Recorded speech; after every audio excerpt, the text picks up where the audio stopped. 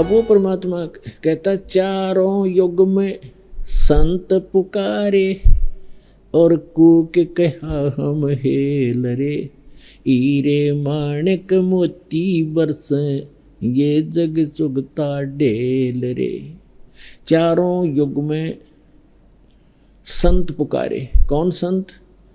जिनको परमात्मा मिले, उन्होंने वही ज्ञान सुनाया, सबको सच्चा ज्ञान बताया, परमात्मा की सतीथि से परिचित कराया और जगह जगह जाकर के उन्होंने ढोल के डंके पे कहीं भी खड़े होकर के किसी भी साधु संत से या भक्तों से चर्चा किया करते थे, खड़े होकर अपने शब्द उच्चारण करने लग जाते थे, ज्ञान प्रचार करते थे। भगवान भी ऐसे ही करते थे।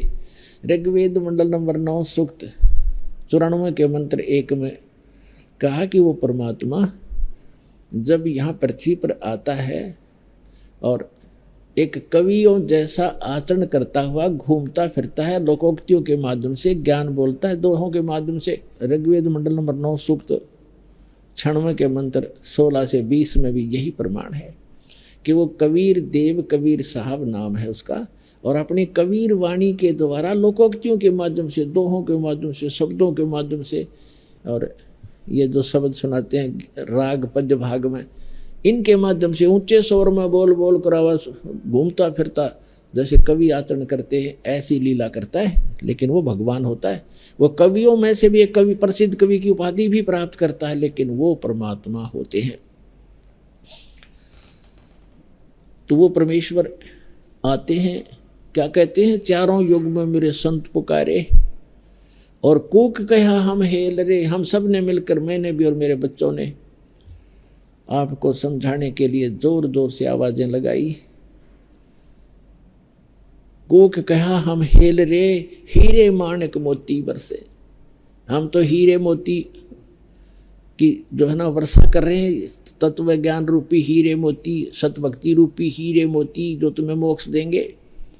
आप इनको स्वीकार ना करके आप डड़े कंकर पत्थर इकट्ठे कर रहे हो, आन उपासना करके, अन्य देवताओं की, अन्य भगवानों की पूजा करके, प्रभुओं की पूजा करके आप मोक्ष से वंचित रह जाते हो।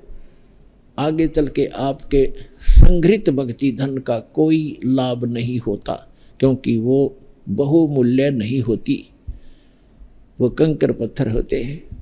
तो परमात्मा का ये समागम जो चल रहा है किस उपलक्ष्य में है कि वो परमात्मा यहाँ आते हैं, अपने बच्चों को ज्ञान सुनाते हैं, लेकिन हम अज्ञान से इतने अंधे कर दिए जाते हैं।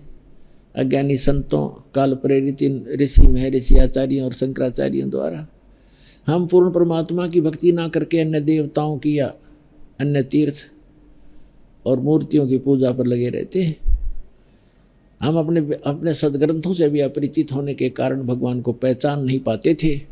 तो अब परमात्मा ने रजा की, आपको शिक्षित किया, इस दास को सर्व ज्ञान संपन्न किया और ऐसे इंस्ट्रूमेंट बना दिए कि अब कोई ये नहीं कह सकता कि रामपाल झूठ बोल रहा है, इसलिए सब चुप हैं।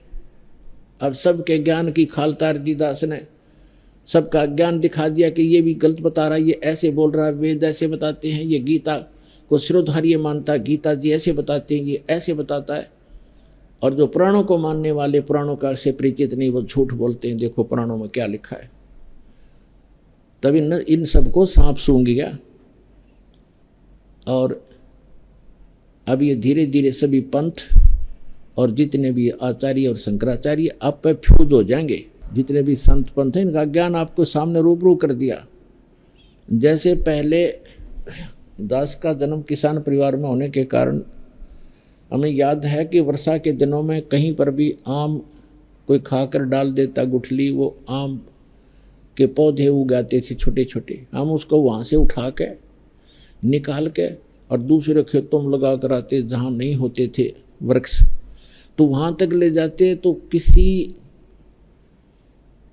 पौधे की मिट्टी हट जाती जड़ों से, तो दूसरा साथी कहा करता तेरा ये पौधा ना उगे, ये लगे नहीं, क्योंकि भगवान ने, राम ने जड़ देख ली इसकी, राम ने जड़ दिखेगी।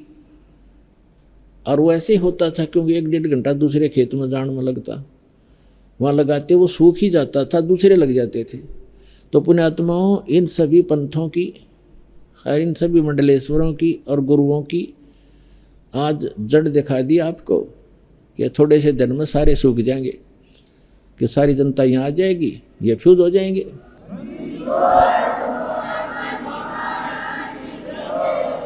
गीता के यथार्थ विश्लेषण की जानकारी के लिए पढ़ें पुस्तक गीता तेरा ज्ञानामृत।